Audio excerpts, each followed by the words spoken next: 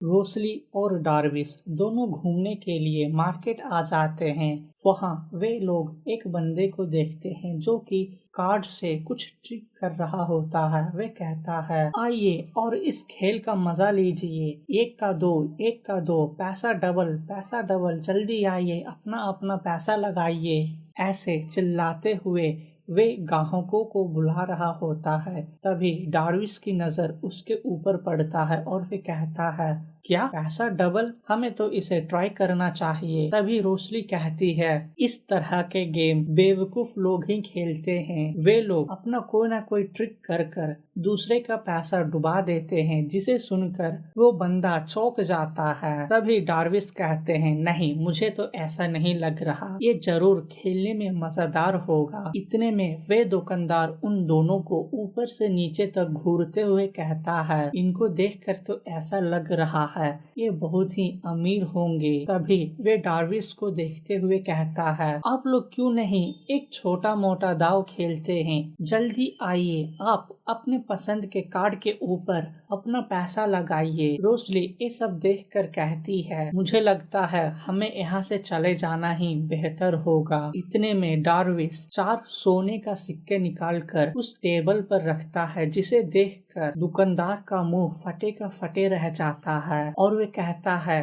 ठीक है, तो आप किस लेवल पर खेलना चाहते हैं? इसमें पूरे 3 लेवल है, बिगिनर, मीडियम और हार्ड। आप किस पर ट्राई करना चाहते हैं? डार्विस कहता है, जिस पर प्राइस ज्यादा है मुझे उसी पर खेलना है। इतना सुनते ही वो दुकानदार कहता है, आइए आप अपना पसंदीदा कार्ड चूज कर लीजिए। डार्विस खेलने के लिए बैठ जाता है और वे तुरंत रोसली का हाथ पकड़कर कहता, डचस आप क्यों नहीं मुझे ज्वाइन करते हैं और मेरे साथ एक बेट लगाएं? रोसली ये सुनकर हैरान हो जाती है। तभी डार्विस कहता है, जो जीतेगा वो हारने वाले से कुछ भी मांग सकता है। रोसली ये सुनकर गुस्से से उस 4 पर अपना हाथ रखती है, जिसे देखकर दुकानदार डर जाता है। तभी रोसली कहती है, ठीक है, ये डील तो बहुत ही अच्छा है, लेकिन एक बात, इसे हम ही खेलेंगे, बीच में कोई और नहीं आएगा। क्राउन प्रिंस कहते हैं, ठीक है, ऐसा ही होगा। और वे दोनों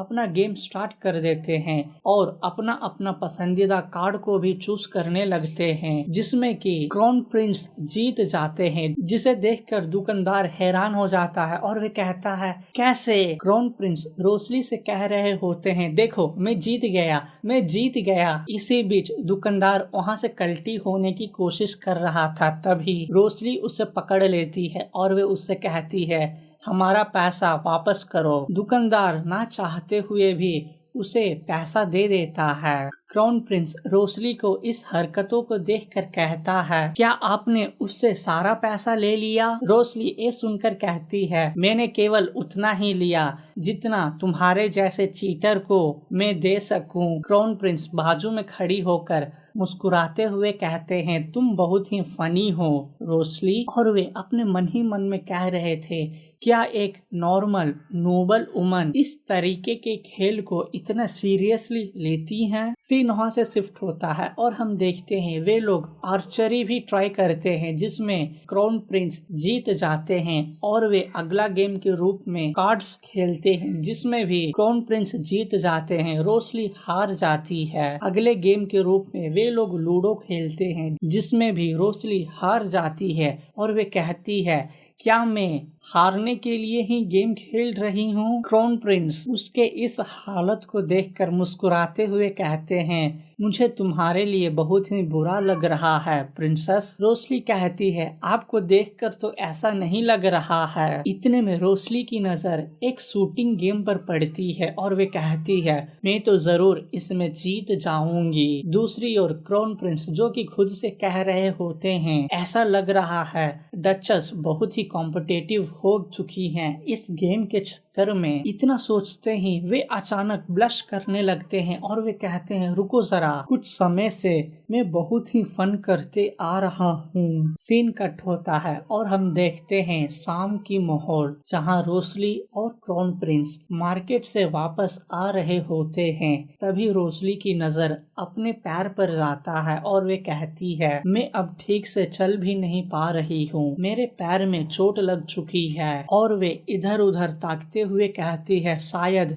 यहाँ कोई जूती का दुकान होगा। इतने में क्राउन प्रिंस कहते हैं, एक्सक्यूज मी। इतना कहते हैं वे रोसली को अपने गोदी में उठा लेते हैं, जिसे देखकर रोसली हैरान हो जाती है और वे कहती है, आप ये क्या कर रहे हैं? तभी क्राउन प्रिंस जवाब देते हुए कहते हैं, आपने तो कहा था आपके पैर दुख रहे हैं, इसीलिए मैं आपको उठा लिया। क्राउन प्रिंस को ऐसा करते हुए देखकर उस मार्केट में जितने भी लोग थे वे सब उन्हें ही घूर कर देख रहे होते हैं। तभी क्राउन प्रिंस रोसली को एक बेंच पर बैठाते हैं और वे कहते हैं, प्लीज आप यहीं रुकिएगा, मैं आता हूँ। इतना कहकर वे कहीं चले जाते हैं। कुछ मिनटों के बाद क्राउन प्रिंस आते हैं और वे कहते हैं, प्रिंसेस। इतने में रोसली पूछती है, आप मुझे छोड़कर कहाँ चले गए थे? तभी वो देखती है क्राउन प्रिंस के हाथों में शूज होते हैं। क्राउन प्रिंस रोसली के जूती चेंज करते हुए कह रहे थे,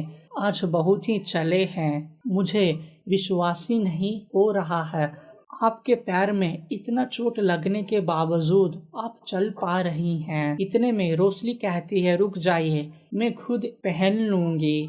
क्राउन प्रिंस कहते हैं, प्लीज आप जैसी हैं वैसी बैठी रहें, मैं देख लूंगा। और वे कहते हैं, प्रिंसेस आपको कैसा लग रहा है क्राउन प्रिंस से मिलकर? और वे कहते हैं, मुझे ऐसा लग रहा है ये पहली बार होगा कोई रॉयल आपके सामने इस तरह बैठकर आपकी सेवा कर रहा है। रोसली भी कहती है, हाँ मुझे भी ऐसा ही लग रहा है। और वे कहती है, शायद मैं ये अज्यूम कर सकती हूँ आप बहुत ही अच्छे इंसान हो। क्राउन प्रिंस कहते हैं, ये सुनकर मुझे खुशी हुई। रोसली कहती है, थैंक यू योर हाइनेस। और हम देखते हैं रोसली के दोनों पैरों में बैंडेज कर देते हैं। तभी क्राउन प्रिंस कहते हैं, ये तो ठीक है, अब मुझे लग रहा है हमें किसी दूसरे स्टोर में जाना चाहिए ताकि हम आपके लिए कोई जूता कीन सकें। रोसली क्राउन प्रिंस के हाथ पकड़ लेती है और वे कहती है, नहीं ये ही कंफर्टेबल है, हमें अब चलना चाहिए। क्राउन प्रिंस ये सब देखकर कहते हैं, प्लीज थोड़ा धीरे चलिए, इतना भी जल्दी क्या है? रोसली क्राउन प्रिंस को खींच कर ले जा रही थी और वे कहती है, क्यों ना हम जब अगली बार बाहर आए तो हम सोनिया को भी लेकर आए। क्राउन प्रिंस कहते हैं, नहीं उसकी कोई जरूरत नहीं है, मुझे अपने दिन को एंजॉय करने के लिए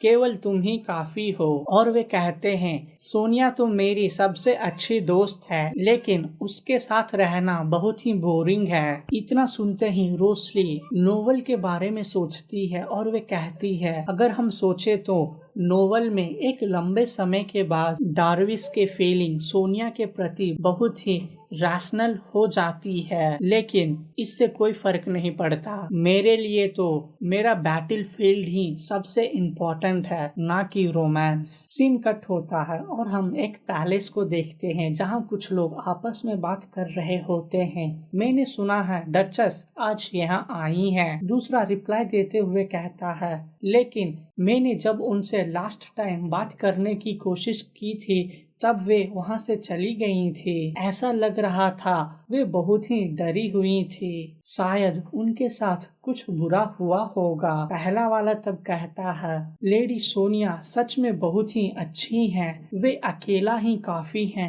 डचेस को संभालने के लिए। इतने में हम देखते हैं रोसली को वरांडा से अंदर जाते हुए। तभी कोई कह रहा होता है, लेडी सोनिया के लिए तो ये हॉनर की बात है, क्योंकि वे क्राउन प्रिंस के साथ काफी क्लोज रिलेशनशिप में हैं। तभी एक और सर्वेंट कहता है, क्या तुमने उस रूमर के बारे में सुना है? कल क्राउन प्रिंस और डचेस को कैपिटल में एक साथ घूमते हुए देखा गया है। तभी सब कोई रोसली को देखते हैं और वे कहते हैं, प्लीज वेलकम डचेस रोसली जेड हॉट। और इसी के साथ ये चैप्टर खत्म होता है।